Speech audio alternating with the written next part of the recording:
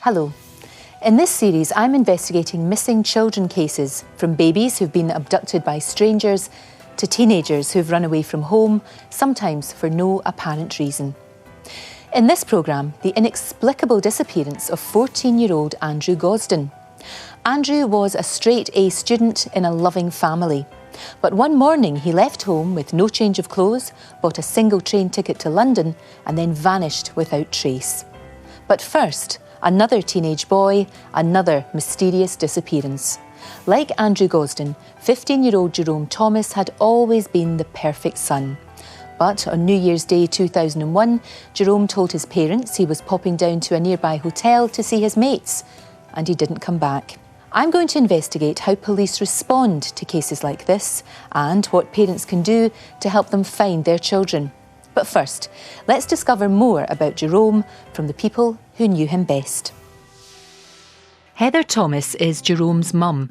She has precious memories of when he was first born. He was everything I expected. Really cute and really loving. Always looked very serious, but he was also very funny. He always made everyone laugh. Great at mimicking people. Jerome's dad, David, also has fond memories of when Jerome was little. I always remember the first time he walked. I saw a flash in the corner of my eye and suddenly he shot across the room. That was his first steps. Jerome grew up on the Cardigan coast in Wales, the eldest of 5 boys. His mum Heather was born in Burma, but came to England when she was 8. After David and Heather got married, they moved from London to Goobert-on-Sea, where the family already had a holiday home. David got a job working at the Cliff Hotel golf course in the village. Heather had her hands full bringing up her 5 boys. Jerome and his brothers enjoyed an idyllic outdoor life. They were always outside playing, whether it was raining or not. Jerome was very sporty. Loved his football and running and things like that. Jerome's youngest brother Joshua was just 4 when his big brother went missing. But one thing still sticks in his mind. He really liked wrestling. When he started watching it, he always just did it, messing around in the back garden. He knew it was all fake, but just thought it was fun. Jade Singleton is Jerome's cousin. She's 24, the same age as Jerome. As teenagers, they spent their summer holidays together by the sea. Jerome was always like the kind of one who looked after you or whatever. Like, he was really protective kind of guy. He's really quite funny. Quiet but funny. But about 6 months before Jerome went missing, his mum noticed him becoming more moody. He was a lot more withdrawn. He'd spend a lot of time in his room. He didn't have time to do his schoolwork. He didn't care much about that. All he wanted to do was watch this wrestling. And that was like his craze he had. He was still a really nice boy, always respectable and, never rude or anything like that. But I think behind the scenes he had changed totally. Then, one morning early in 2001, Jerome said he was going out for a walk. His family haven't seen or heard from him since. Every day I think of him and we just wish he'd come home. So we heard there what Jerome was like, and later we'll hear the story of his disappearance and the ensuing search. But first I'm joined by his father David and cousin Jade. David, your wife's not here today. She finds it all very, very difficult, obviously, and a bit overwhelmed, as indeed the whole family have been. Yes. It's probably a little bit too much for her at the moment. She has a stress-related illness, and with this coming back to the Jerome situation, that's brought it back, and wasn't able to come here. Very difficult, but can you remember how you felt when he first went missing? Totally shocked and upset as well. It was your worst nightmare really coming to life. I'm sure you've racked your brains, all of you, trying to find out what it might have been, because I mean, was he somebody who sort of kept himself to himself? Was he secretive? Did he not talk to you? What was he like? He was a very personal boy, wasn't he? He kept himself to himself, you know. I mean, we talked, but he wasn't, you know, very expressive, you know. I think he kept his problems or anything maybe to himself. Yeah, he was a deep boy. Yeah. There's two sides to him, really. He could either be the practical joker, or he could be very quiet and deep, definitely deep. Thank you both very much. Thank you. After the break, the story of the day Jerome vanished without trace. Had he run away from home or suffered a terrible accident? We hear the results of the police investigation and we see the impact of Jerome's disappearance on his family.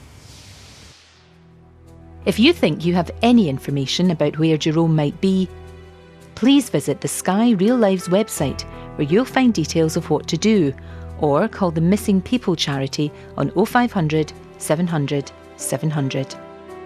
And do you know the whereabouts of Daniel Entwistle, who was just 7 when he went missing from Great Yarmouth in Norfolk in 2003?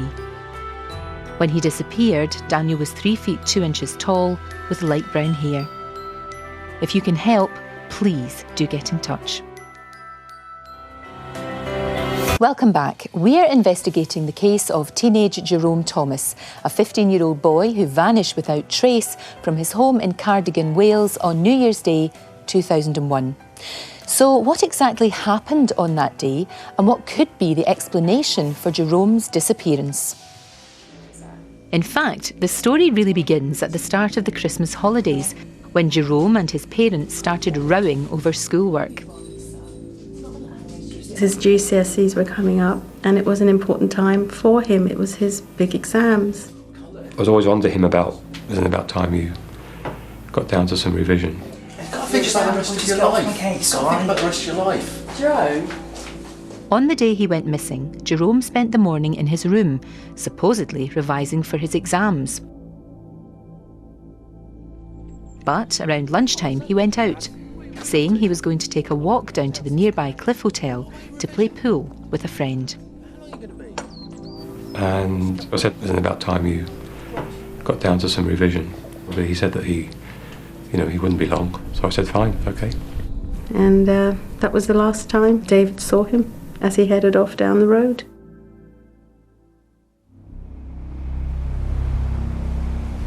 Come nightfall, gales were lashing the coast, and Jerome still hadn't returned. His friends hadn't seen him, and his mobile phone was dead. His worried parents phoned the police.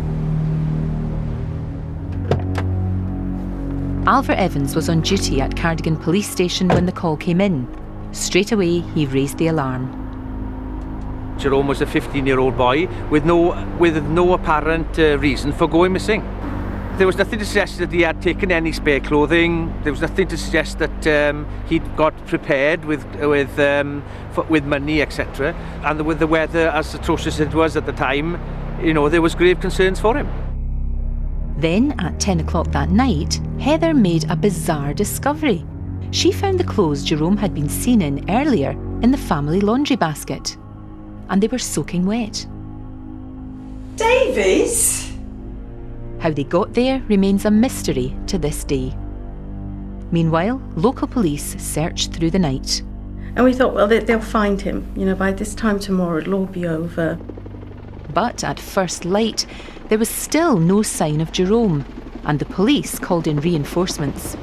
The following day, we managed to get our air support helicopter, the RNLI, the Coast Guards, search and rescue dogs from North Wales came down, and we also had a lot of support from the local community.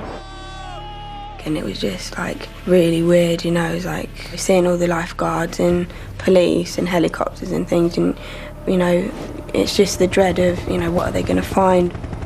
Every time the tide went in and the tide went out, the helicopter, you could hear it coming across the top of your house.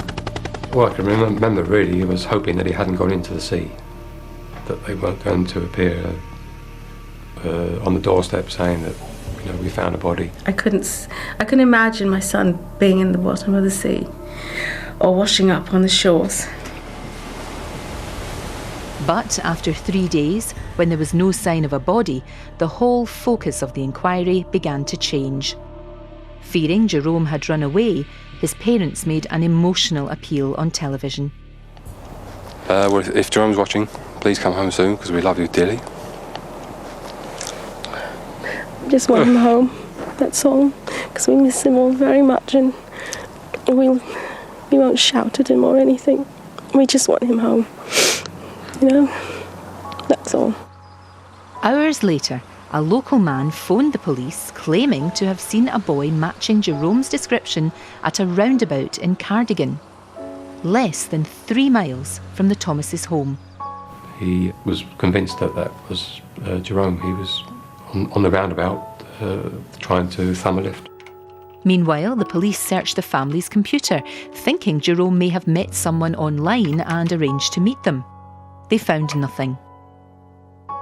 As the weeks went by, there were more reported sightings in South Wales, London, even Portugal.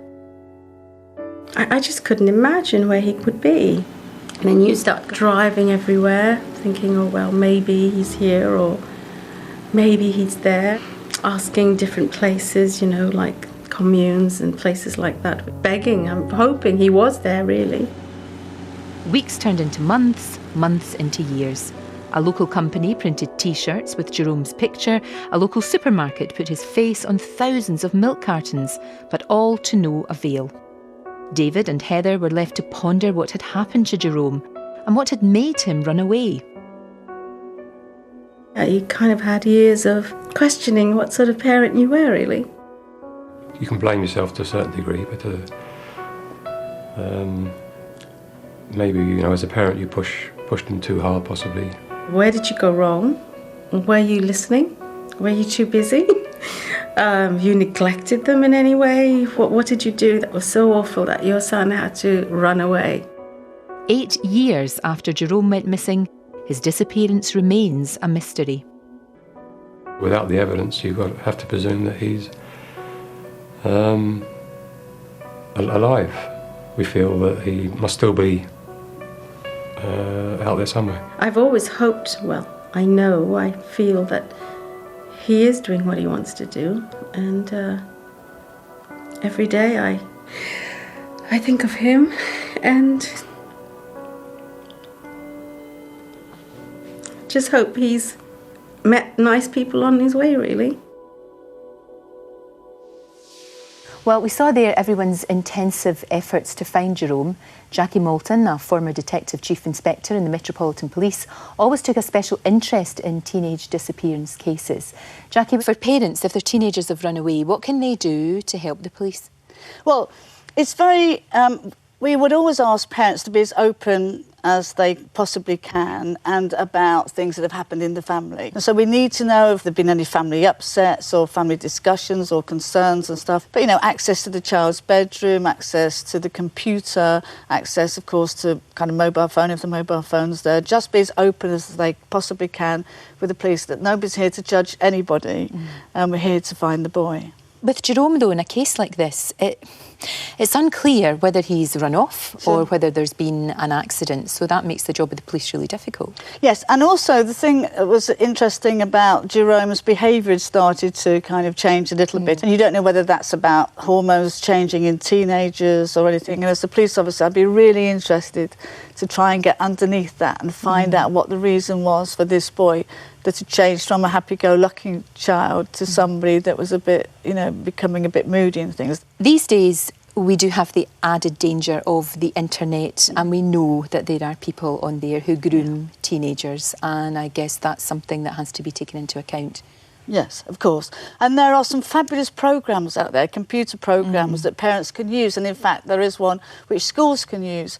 And so what the programme does pick up is kind of words used, so that if your child was being groomed and you didn't know about that, when they're writing an email, the computer will pick it up. And then the parents can police, if you like, the computer, and those programmes are absolutely brilliant, and a lot of schools have taken them on board. Jackie, thank you very much indeed. Well, it's been an emotionally traumatic time for Jerome's family since he vanished in 2001. We caught up with them back at home in Wales to see how they're faring now and to find out if they're still hopeful that Jerome may one day return. Today, Jerome's family still live in Goobert on the Cardigan coast. Just a few hundred yards from the Cliff Hotel where Jerome said he was going on the day he went missing. 8 years since Jerome is gone, and we feel like as a family, we're still together. Jerome is still part of our family. He's always included in everything. We've healed quite a lot. We can still enjoy our lives to a certain degree, but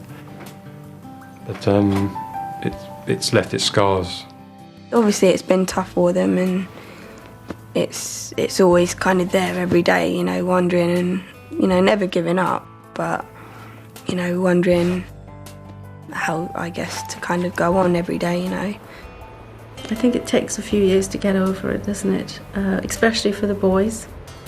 I think Josh has dealt with the situation and put a brave face on, but you can tell sometimes when you talk about Jerome that he's definitely missing him. You just wish he was home, really. When I think about him, all I can think is how's it been this long and why did he go and everything. Josh is now happy at school. 2 of his brothers are at college, the other working as a carpenter. Of course, if Jerome is still alive, he may look very different to the teenager seen smiling in this video. He will now be 24. No news is good news, as they say. I know that I hold this vision that one day I will open the front door and there will be this 6-foot-something young man, and we can pick up where we left off. There's nothing awful waiting for him except the worst he could have is lots of hugs. Definitely contact us, Jerome. That's what we're waiting for. I miss him, but like I say, I hold the thought that my son will come home and I'll have 5 boys again. So we saw there how things are now in the Thomas household back home in Cardigan. David, Jade and Joshua have come to join me in the studio. And it's been quite some time, hasn't it now? Mm-hmm. Can you really, deep down, can you imagine seeing him walking through the door one day? Yes. My gut feeling is that we will see him again one day. I feel that he will come back at some point, I'm sure. Joshua, you are nearly the same age as your big brother was when he disappeared. Do you think that he will come back like your dad? Are you convinced that one day, you know, there'll be a knock on the door? Yeah. There he'll be? Yeah, I hope so. Yeah. Definitely. And that's what you're hoping for as well, Jay? Yeah, definitely, yeah, I hope so. Now, we have got a computerised age progression photograph of what he might look like now. I've got it here. And if I could just show it to you, you're quite happy to see this? Okay. This is what we think he might look like now that he's, be 24 now. Right. There you go. What do you think of that, looking at that now? Cool. Looks a lot like me now. He does. I recognise myself in him now. He used to look a lot like his mother. Mm. What does it feel like looking at that now? Comforting, to be honest with you. Yeah, does it? Yeah, it's a good, it's a nice photograph. You all must miss him very much. If anybody does know anything, what would you say to them? Definitely, please contact us, really. It'd be a huge relief for us if we had some kind of contact from somebody to say that they've been with him, that will say that he's alive and, you know, he's out there. He may well be watching, and what would you say to him if he is? Oh, crikey.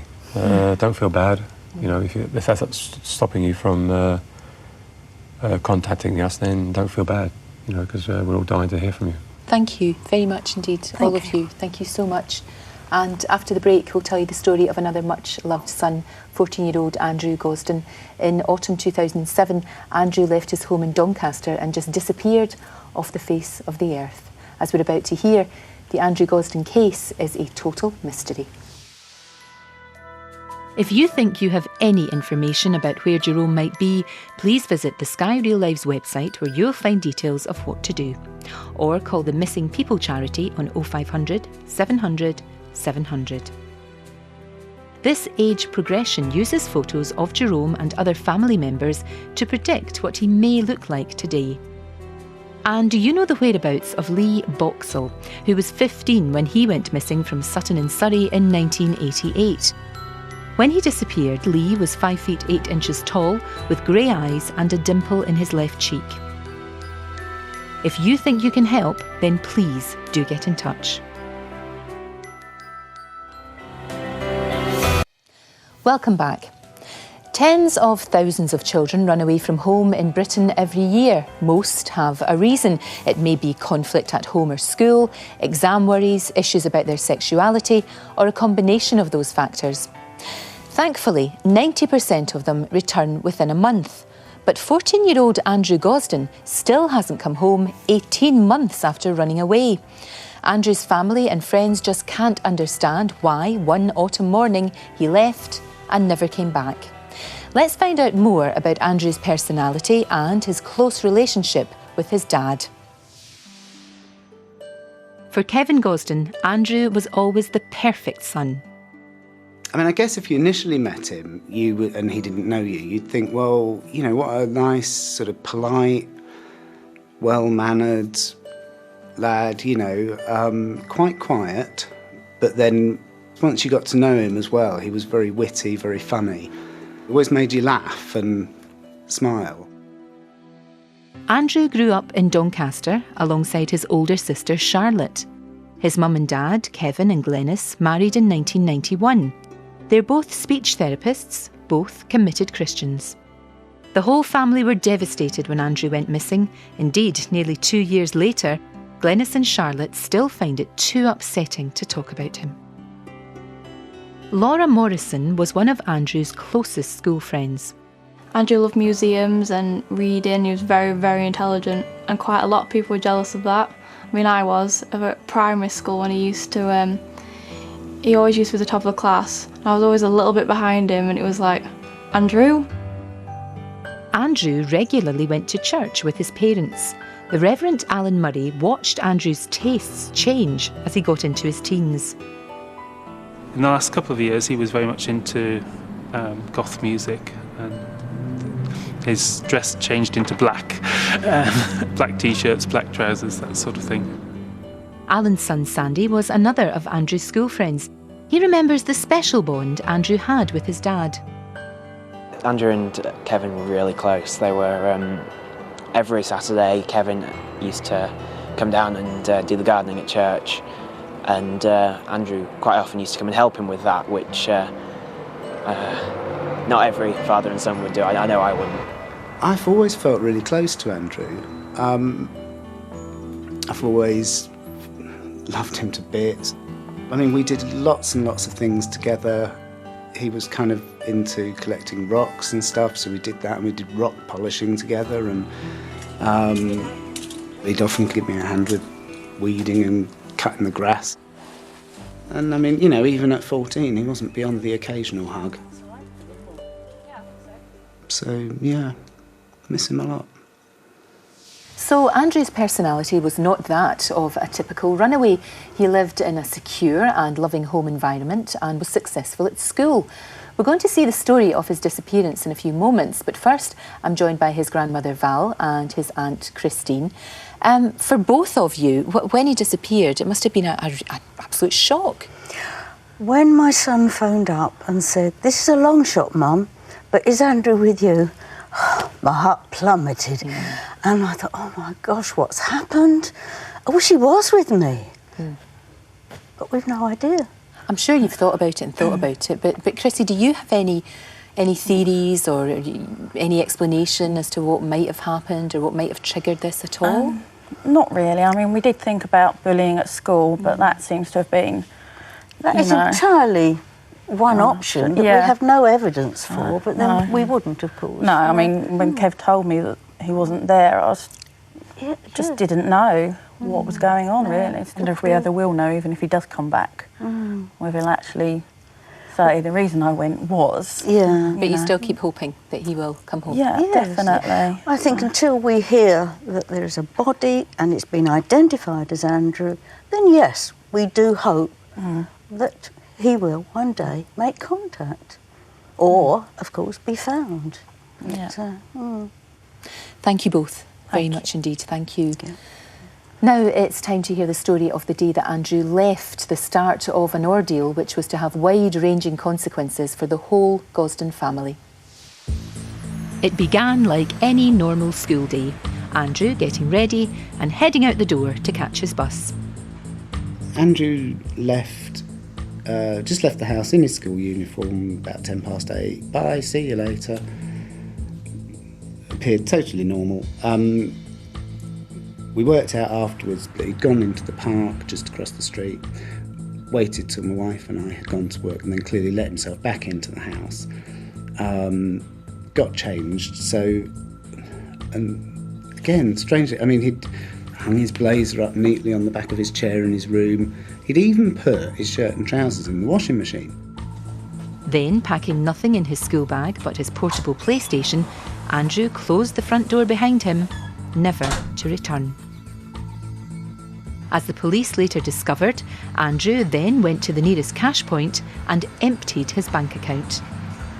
Armed with £200, he then went to the station and bought a train ticket to London. Hello, can I have a one-way ticket to King's Cross, please? He was offered a return for just 50p more, but said no. Andrew arrived in London at midday. These closed-circuit TV pictures show him getting off his train at King's Cross and heading out the station. And that's it, that's where the trail ends. Full stop.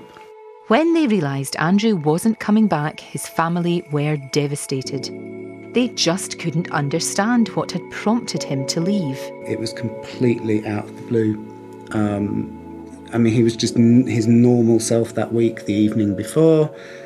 He and I sat and played a game on the computer a bit. I was just making like a jigsaw picture on the computer. And he seemed perfectly happy, you know, he was chatting and cracking jokes in the normal way. The police were equally puzzled. DCI Lisa Ray is the officer in charge of Andrew's case. Generally, children will have, an issue at school, whether they're being bullied or not getting on at school, or issues within the family, that cause them an element of depression. But we've no indication at all that Andrew was depressed about anything. With no leads to go on, the police and family were reduced to exploring possible theories for Andrew's disappearance. I guess our main theory is that he just kind of went back to school and thought, GCSEs, A-levels, probably a degree, bothered. He might have just thought, I just want to be somewhere more exciting and gone for more of an adventure. And you would say about Andrew, if he was determined to do something, he would do it. But if Andrew was set on a big adventure, he took very little with him. No passport, no spare clothes, not even spare cash that was lying around the house. We have like a box that's got pound coins in it for bus fares and stuff. He could easily have taken another £100 out of the house, no problem. Working on the theory that Andrew was on his way to meet someone, the police combed through the family's computer and telephone records, but found not a clue. They couldn't check his mobile phone because Andrew didn't own one. Andrew didn't even have an email address, so you need those to log into things like Facebook or Bebo or any social networking site or forum. So, this is one of our problems, is we've drawn a complete blank with any evidence whatsoever that he communicated with anybody at any time in any form. Well, the only thing we can say is it was planned. It doesn't appear to have been forced or coerced into going. It seemed to be something that is planned on his own. And he seemed to leave King's Cross Station, as if he knew exactly where he was going to. In the absence of any other leads, wild rumours began to circulate among his school friends.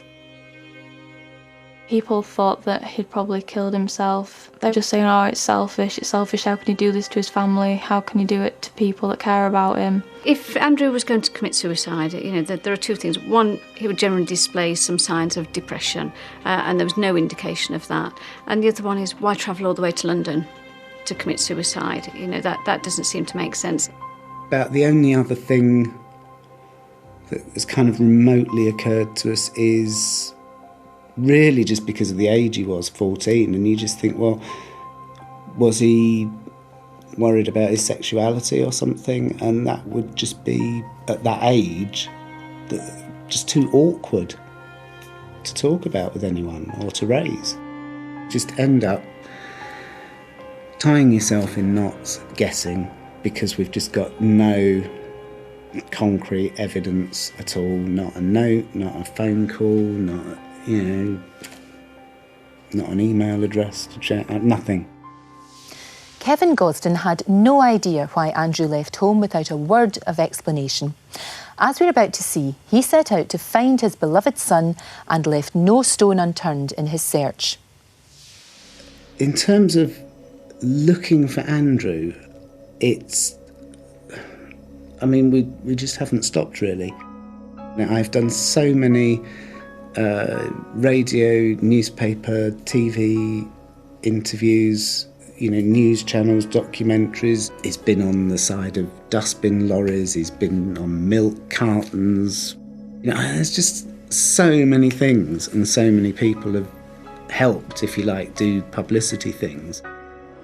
On the first anniversary of Andrew's disappearance, Kevin organised a mass leafleting campaign in London. With the support of his wife Glenys and 150 family, friends and colleagues, 15,000 missing posters were distributed around the capital, including outside King's Cross Station, where Andrew was last seen. But despite all the publicity, the trip failed to produce a single new lead. Since then, there have been more campaigns. Kevin has emailed every secondary school in the country, every chain of opticians. Andrew had very poor eyesight. He's travelled thousands of miles, spreading the word at communes, goth music festivals and gay pride events. Yet, nearly 2 years after Andrew disappeared, Kevin still has nothing to show for it. There's a part of you that says, I'm so tired of telling this story over and over and over again. It doesn't get any easier. We still haven't got any answers to why or where or if or anything. And then there's another part of you that says, I've got to do this publicity. There's still a chance that someone somewhere will pick up on it, they'll see it, they'll think, hang on, I think I might have seen that lad. We saw there the impact a teenager running away has on other people, especially a dad as devoted as Kevin Gosden. Well, I'm joined now by Angela Mutanda, a psychologist with extensive experience in this area. Do you think that teenagers actually consider that when they run away? Do you think that they consider the effect they're going to have on those that love them? I think teenagers are a law unto themselves. They're going through an awful lot of change anyway. So they already feel, they're up 1 minute, down the next. If they're feeling unhappy about something that's going on in their life, it might not be clear to the parents. It might be very subtle. And teenagers can be very impulsive and say, you know what, I've had enough. I'm just going to pack my stuff and I'm going to get out of here. And that's part of what makes you a teenager. That's how you behave. What sort of issues would make a young boy or a young girl from a very happy, very stable background actually leave? It could be multiple issues. It could just be changes. It could be an end of a relationship. It could be pressures. They might feel academic pressure. I can't cope with this anymore. It could be anything along those lines. Now, you could get another teenager who's going through all of that who doesn't leave. So there is a trigger for specific people where they just go, this is my only option. I cannot stay. And these days we do have the problem, sadly, of internet grooming. Yes, there is that. I mean, if a teenager is talking to a stranger and you walk into the room and immediately close the laptop, what do you do? And I think it's all about keeping lines of communication with your teenager as open as you can. Now, you know what it's like. When they're teenagers, they turn away from us. They want to hang out with their peers. The peers become everything.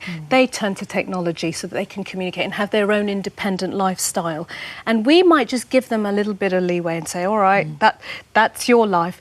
And I think sometimes backing off too much means that there's a sort of this gap appears where the teen feels, I can't really tell my parents anything. And it's funny because they need us more than ever when they're teenagers, more than ever. And yes, they need their space, but just keeping the door ajar. If there's anything that's worrying you, if there's anything that's bothering you, just talk to me. Angela, thank you. Very much indeed. Thank you. Well, after the break, we hear a shocking development in the story of Andrew Gosden's disappearance, a development which stunned Kevin's family and almost ended in tragedy. If you think you have any information about where Andrew might be, please visit the Sky Real Lives website where you'll find details of what to do. Or call the Missing People charity on 0500 700 700. And do you know the whereabouts of Patrick or Paddy Warren, who was 12 when he went missing from Birmingham on Boxing Day in 1996? When Patrick went missing, he was 4 feet 10 inches tall with blonde hair. If you can help, please do get in touch. Welcome back. Before the break, we told you about teenage runaway Andrew Gosden. 14-year-old Andrew ran away from his home in Doncaster in September 2007. His family were devastated, particularly Andrew's father, Kevin, who was devoted to his son. So how is Kevin coping, and what are he and Andrew's friends still doing to try and trace him? The past 2 years have taken a heavy toll on the Gosden family, and Kevin in particular. Family friend and local vicar Alan Murray has witnessed the effects at first hand. Kevin was very fond of Andrew and was absolutely devastated when Andrew went missing.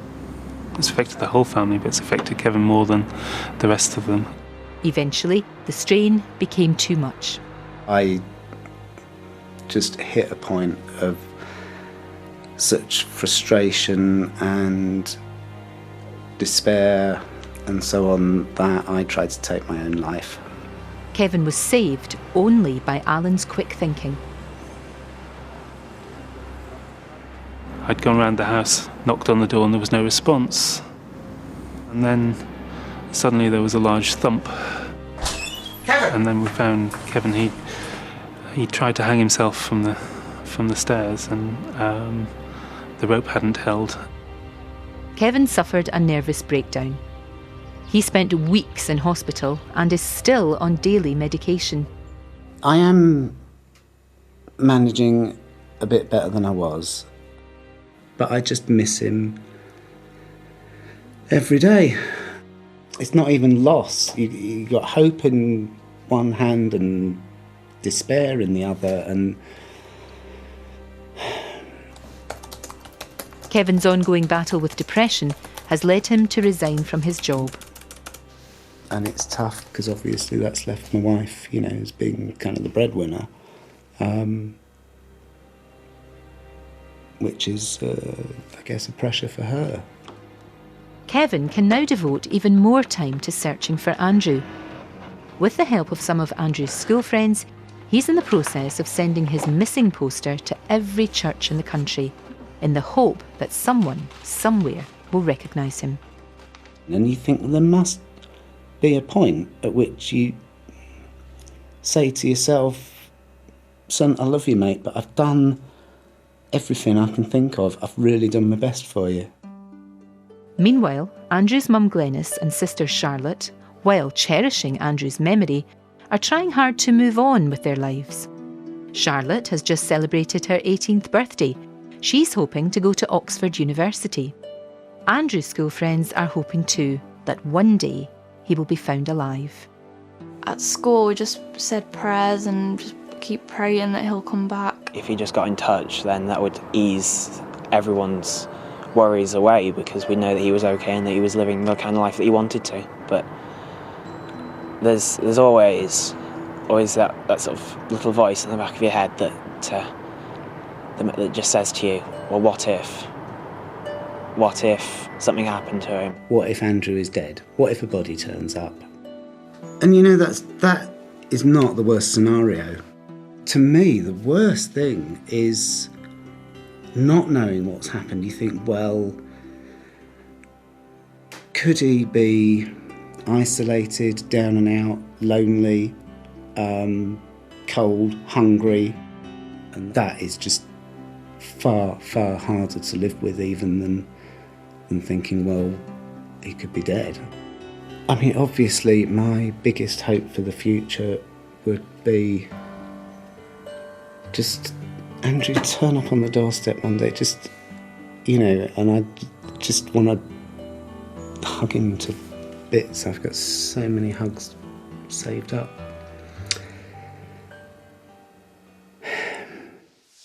Kevin, do you think that your son put an awful lot of thought into his disappearance, into the actual process of going? I don't think so. But it seemed, I don't know, I think it's the fact that he didn't take resources with him, if you like, makes me think, well, did something upset him that we just didn't know about and wasn't apparent, and he just thought, I can't cope, and went. We do have an age progression, a computerised age progression picture of how he might look like now, and I wondered if you would like to see that. I'd be fascinated. Right. OK, this is what we think he might look like now. My word. What do you think, looking at that? Yes. It's kind of hard seeing him as a man, isn't it? As Yes. opposed to lost that sort of chubbiness That's, he had. that's quite a surreal feeling, having Yeah. not seen him for almost 2 years now. But And yeah, it's still, you know, one of the things that, I mean, both Glenys and Charlotte, all of us have said is, well, how will he have changed? How tall will he be? What might he have done with his hair? What would he look like? And you kind of, you actually fear that if you fell over him in the street, you wouldn't know him. Because he might have changed. Son. He might have changed. We do have another image of if he had changed, perhaps particularly his hair, and you can see here if he changed his long hair and made him, you know, shorter. Goodness me. Kevin, for you, it's been a nightmare the past couple of years, to say the least. In your heart, do you think you will see him again?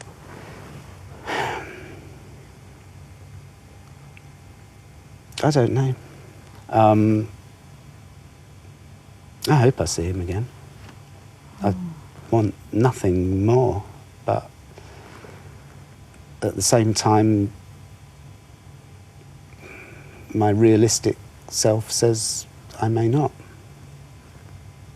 Thank you, all of you. Thank you very much. Thank you. If, like me, you have a teenager in your family, you'll have found the runaway cases in this programme very moving. But as we've heard, there are some danger signs you may be able to spot and actions you may be able to take to try to reduce the chance of going through the pain and heartache the Gosdens and the Thomases have had to endure. Now, there may well be people watching this programme who know something about Jerome or Andrew, what happened to them, why they left, maybe even where they are now. If you know anything about either of these cases, go to the website or call the number on your screen now, where you'll find information about what to do next. If you have any information, please contact us. You could transform many people's lives. Till next time, take care.